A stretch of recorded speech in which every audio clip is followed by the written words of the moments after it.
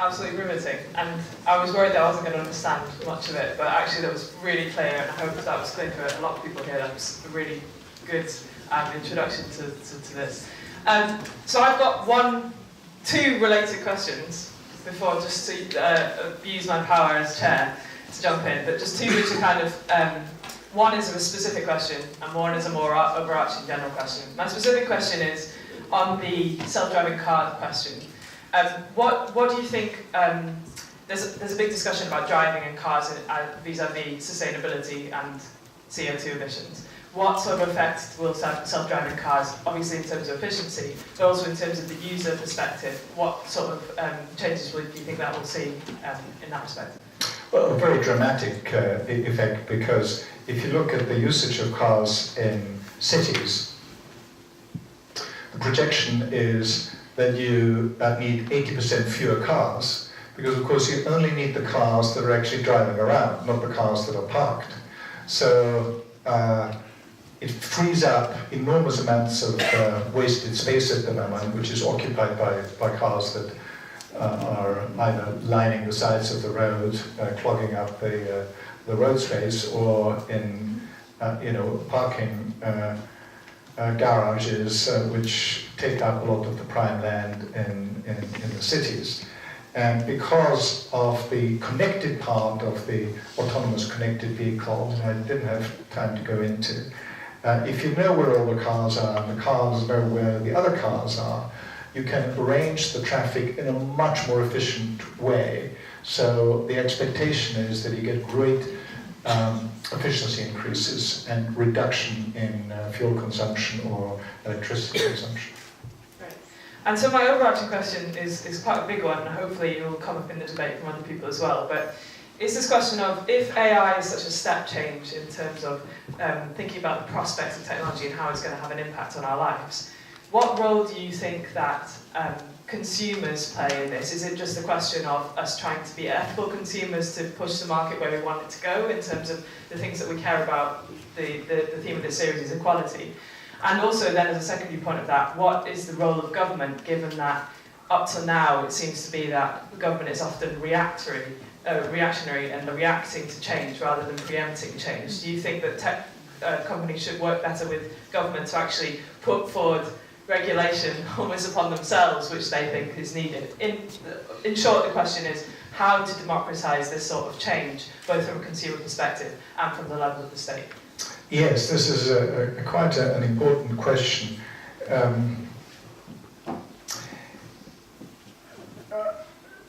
Yuval Harari, in his recent book Homo Deus, makes this very good point that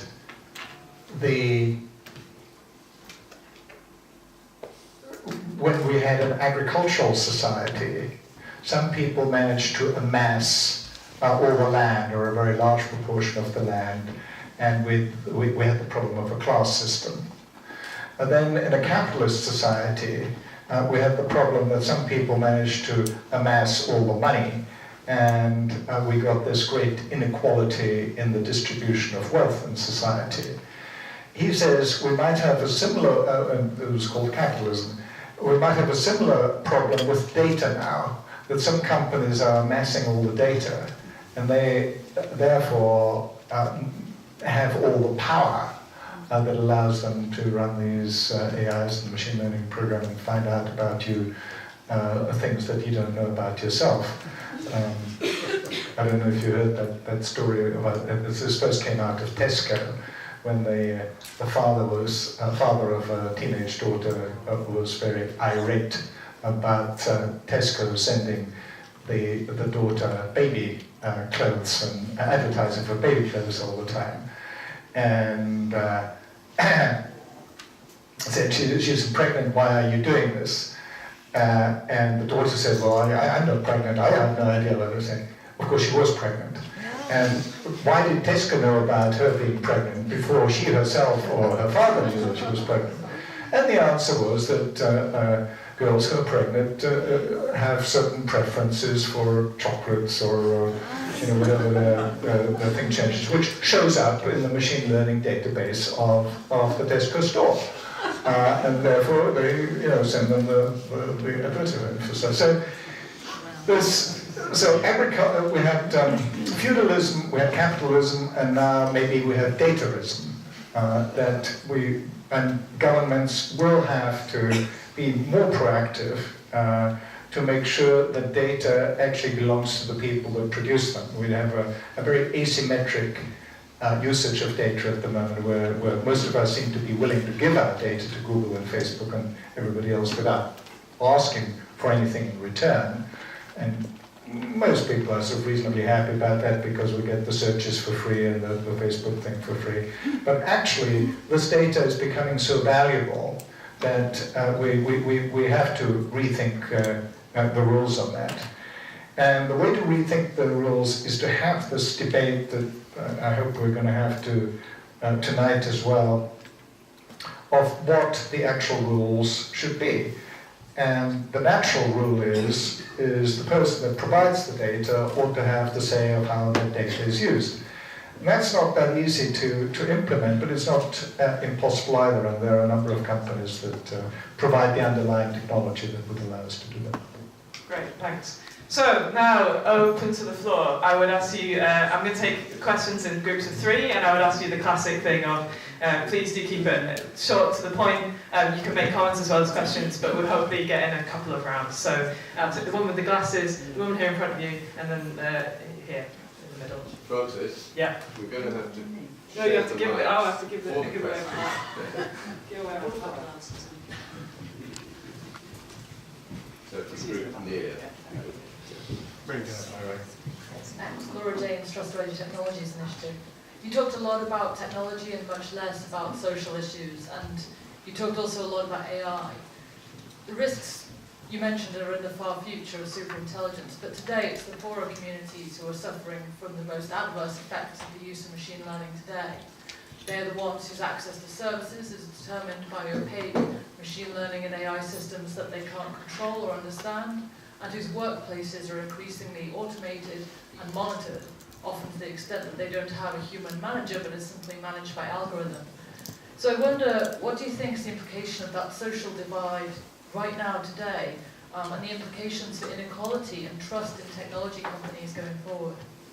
Well, this is a huge debate. I'm just going to take in groups of 3 to keep it a bit more busy. Yeah, good idea. Sorry, I don't belong to any company at all. I've spent a lot today driving around the town and been constantly overtaken by people in very expensive-looking, flashy cars going vroom, vroom, vroom, obviously loving every minute of their driving.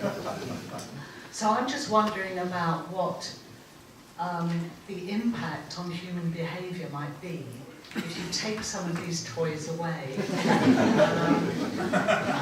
how that might manifest itself. I think it's coming along here. So. I'm really not with any particular company. Just wondering, is anyone looking at ways to prevent autonomous connected vehicles from becoming the next terrorist superweapon? Yeah. The next terrorist superweapon? Terrorist superweapon. Right. So you want me to answer after? Yeah. So the first question was about the social consequences of machine learning and AI. And this is no different from the introduction of all the other new technologies that we've always had, starting with Luddites. On the positive side, the productivity increases that you get with machine learning and AI are such that there will be enough wealth being generated for everybody to be much better off than they were in the past. So the question is not one of making ourselves poorer. We clearly will make ourselves richer by embracing these technologies. The question is really one of how you then distribute this and how you make sure that especially the lower half or especially the lower quarter of the income distribution of society doesn't suffer, which they do in some areas. but they needn't if we make the right rules. This is a political decision, not a technical decision. Let me give you... There has been a lot of discussion on that and a lot of research. So let me just give you one example, because one has got to be very differentiated here and look in great detail of what effects this have on each of the sectors of society. So the two examples I will give is the truck drivers in the United States and the clerks. So trucks are going to be the first cars that will be automated, because the benefits are so enormous if you, especially in America, and this is sort of starting next year, where the truck driver basically will drive the truck onto the highway, get out at the first lay-by, send the truck down for the next 500 or 1,000 miles, where the other truck driver will then pick it up. But during that highway travel, it will travel, without having to rest. Will travel through the night. Will have all the benefits of a self-driving truck. People then did the research on the truck drivers. Well, what about the poor truck drivers? They lose their jobs. Until they did the detailed research, they realized that they're all 50 years and older. Nobody wants to become a truck driver, apparently, and there aren't enough truck drivers, so you couldn't bring on the new truck early enough. So there was a surprise where people thought, it would be a very bad thing, and in a sense it's a good thing, because logistics in America would break down in 5 years' time if we didn't have self-driving trucks. The other example is clerks. There was this Oxford study that showed that 98%, I think, of filing clerks will lose their jobs within the next 20 years because computers will do it so much better. And then there was a much more differentiated study by the University of Karlsruhe that looked at what clerks actually do. And they realized that clerks spend a small proportion of their time actually filing whatever they file. And they spend most of their time interacting with people. So, the hope that I have in case of the clerks is they will actually be quite happy for the filing itself to be automated, and hopefully have a more interesting job, increasing the amount of interactions that they have with other people. So in order to, what you say, your worries are absolutely well-founded, and it needs to be addressed, but it needs to be addressed very specifically for each of the sectors, and the decisions is a political one, not a technical one. The second question was the boy racer problem. Now, I'm an aging boy racer. I love cars. I like the brum brum. I've got a Z8 and it's got 400 horsepower. And I grew up that way, and I will always enjoy a fast sports car. When I give my slide on the social changes, I always tell people that I will now show them the person that is responsible for the change to autonomous driving being embraced by people. And I put up a picture of my son. My son Michael, when he was 18, I said, Michael, you got to get your driving license, now, drive a car. And he said, what for? I said, to drive a car. Well, what would I want to do that for? And Michael, it was the most important thing in my life. At 18, you drive a car, you become a man, you can take the girls out. He had no interest in that at all. I said, well, he must be a Cambridge-educated weirdo, until I met his friends. And the same thing, they live in London, they're very happy with the Underground. If they want to take their girlfriend out, they might take an Uber car, to be really posh. And the thing that sealed it for me is when I visited my brother in Innsbruck. And we were driving along, and there was a car that was driving very slowly, like you, very slowly. And we were about to overtake the from room car. And he said, watch that car, it's probably a young person. And sure enough, it was. And there is this concept of the fear of driving. Now, we had this concept of the joy of driving. It was, really a wonderful thing to be able to do as young, with driving far too fast. Young people now, because the traffic is so complex and it's so easy to make a mistake, many young people actually have the fear of driving. So the slide that I showed you about the propensity of young people to embrace Uber and the thing, I think is an important social aspect of it. So I don't think we're going to have a problem with the social change. There might be a few, diehards that like their vroom cars, but it will be a minority. Now the last question was Terrorism. the terrorism question. Key question, very important, and we spend a lot of our time making these systems more secure. Now this is an ongoing fight, because whenever we make systems more secure, the bad guys improve their tools to break into it, and it is a problem. And there is no known 100% safe solution. The only thing that you can do is make it so hard for people that on average this is not going to be a problem. But it's an unsolved problem. Could I just make a small point Sure. on that? There are already concentrated targets, for example, the electricity grid. We live every day with electricity pumping through everything we've got, and the command and control of electricity is very concentrated, so the same question could be asked about other things. Yes, and when it comes to electricity, we're actually in quite a poor state. You can actually hack these electricity power stations at the moment without being all that clever. May I? I think we have to take questions from the floor. So we're going to take here, at the back, and here at the side. Yeah. Just wait for the microphone to you. Sorry, I know it's mine. You just hand it back. Thanks so much. It's partly a follow-on comment. It's not so much about terrorism as state control and what states want to do. I noticed China and China manufacturing, you say, are key to it. It's not just that, it's the rare earths that we need for the batteries, which mostly, I think, come from very unstable countries in Africa and all places like China and parts of Russia.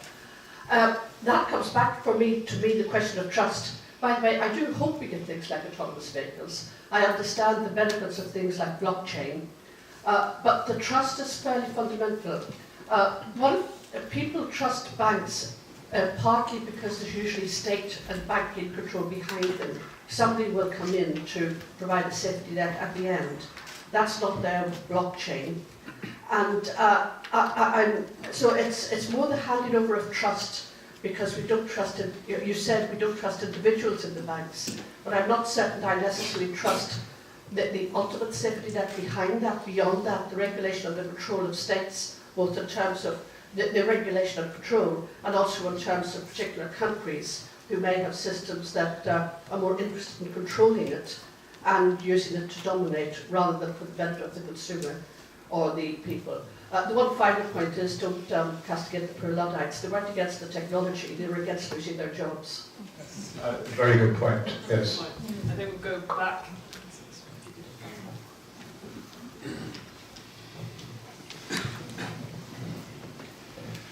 Thank you for your talk. Returning to autonomous vehicles, even with the best will in the world, there will surely always be situations where a vehicle has to decide which person will die in a particular circumstance, whether it's the driver or perhaps someone emerging very unpredictably and so on.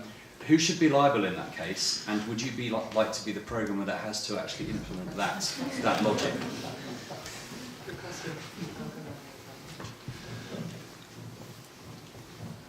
Thank you. Just a quick show of hands to the audience. How many of you are going to be voting in the local elections coming up in May?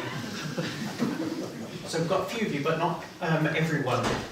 In relation to, if we're going to put it this way, having democratic oversight and having obviously a turnout being what it currently is, when it comes to things like data and scrutinising that data that's being used for everything that's happening, what safeguards are in place to ensure that actually we are in control of that data, and also what is there to stop people and organisations from maliciously doing stuff to that data for nefarious needs? Thank you. So on the first comment, I basically agree with your comments. On the issue of who is liable, it's actually quite interesting that Germany has decided already that the car manufacturers will be liable. So it's a very interesting case where, and because Germany, of course, the core of the German industrial might is the car companies, so they very early tried to have a very clear set of rules there that it's the car companies. But this debate is still going on in the US and the UK how this ought to be done. The case of I think is normally called the trolley problem of whether you're going to kill 5 kids or 1 old person by switching the point of the runaway train. I think I've got 2 comments on the trolley problem. One, when you actually do the psychology experiment, most people freeze. So they don't do anything, which is interesting. So if you try to produce a computer that's better than a human, at least a computer won't freeze. But my second comment is that this situation of a driver having to kill some babies or some old people isn't actually a situation we very often go into. So it's actually not a key burning problem that needs to be solved. The last question on the data, I already touched on that the natural starting point of who ought to control what happens with data is the person who provides it. So we ought to be able to control our own data, especially when it comes to health data and so on. So people tend to agree with this principle, and there are some technologies that make it cheap enough so that you can do that. The question is, again, one of setting the rules of people feeling strong enough so that the government actually does something about rules that implements that in society. Great. I think we've got time for one more round, so people can keep their questions fairly short. We'll take here, come to the front, and we'll go to the one at the back with the questions.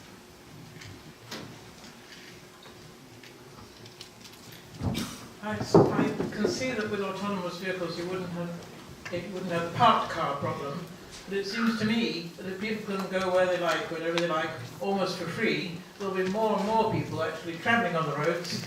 And how do you think that problem is going to be solved?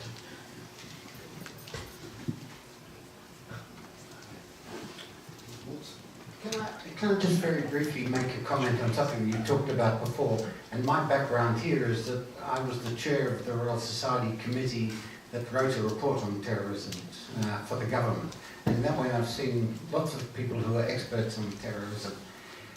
The procedures available now, leaving aside everything that Hermann has said, are easily powerful enough to do an enormous amount of damage. I can think how to bring England to a close without any effort whatsoever, and we've just been very lucky that they haven't been used. The terrorists don't seem to understand it. So knowing about your problems is not going to improve the problem. But the question that I want to ask is really an extension of what was asked here.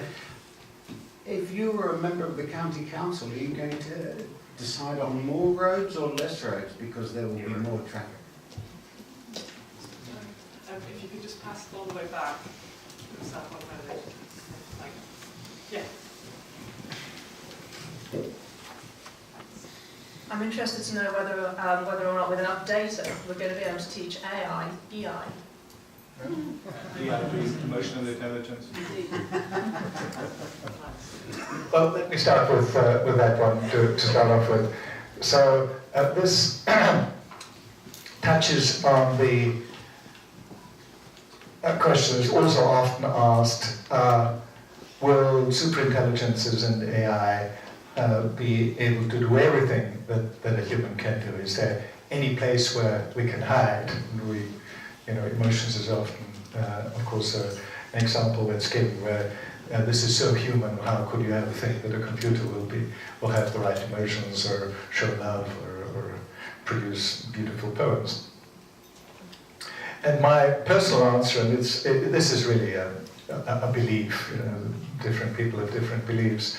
But the reason why I believe that this will actually happen, that there is nowhere for us to hide, that computers will become better poets, better pianists, better musicians, better everything, is based on my following belief, that if you don't believe that this will happen, you have to assign some sort of special property to our brain or our human way of existence that defies some scientific explanation or the physics or chemistry of our brain. And since I do not believe in some vis vitalis or some sort of special thing in us, in principle I believe that anything that we might feel we can teach a computer to feel. But this is my personal view. There are people in the AI community who have different views, but so it's just a belief. On the issue of should we have more or less roads, because if it's so cheap to go anywhere, why wouldn't everybody go and have a fun ride? Well, first of all, it's not going to be free. So it will be the cost of a bus ride, roughly. But that's, bus rides aren't free either, so they will have to pay something. And I basically don't have the answer to that because I don't know how people will behave. I do remember one case of Rome many years ago when they made the buses free in Rome, and all the Roman families took a joyride on the buses and completely clogged up the system. But that was 20 years ago, and whether people will react the same now, I don't know. So we'll just have to wait for this experiment to pan out. Was there another question? I think we've covered it. I think that's it. Yeah. So before, hold your applause. I can see you moving forward.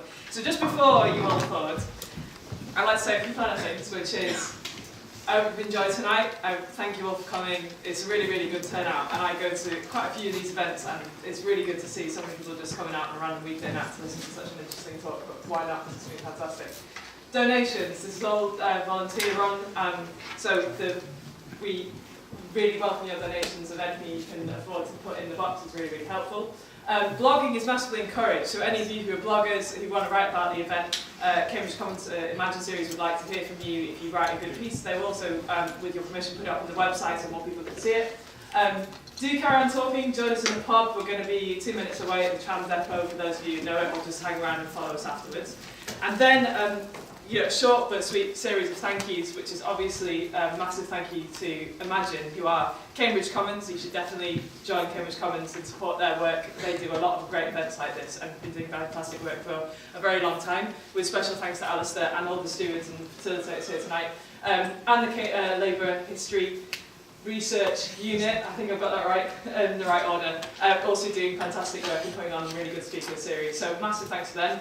Obviously, a little plug for Compass. Do join us. We run a lot of series of events like this around the country, and so do get involved. You can look us up on our website, and we're about to start a programme of work called the Common Platform, which is bringing a lot of these ideas together and trying to get some synergy happening between different sectors. And finally, just now you may give a big hand to our speaker, Hermann Hauser, and thank you to all of you.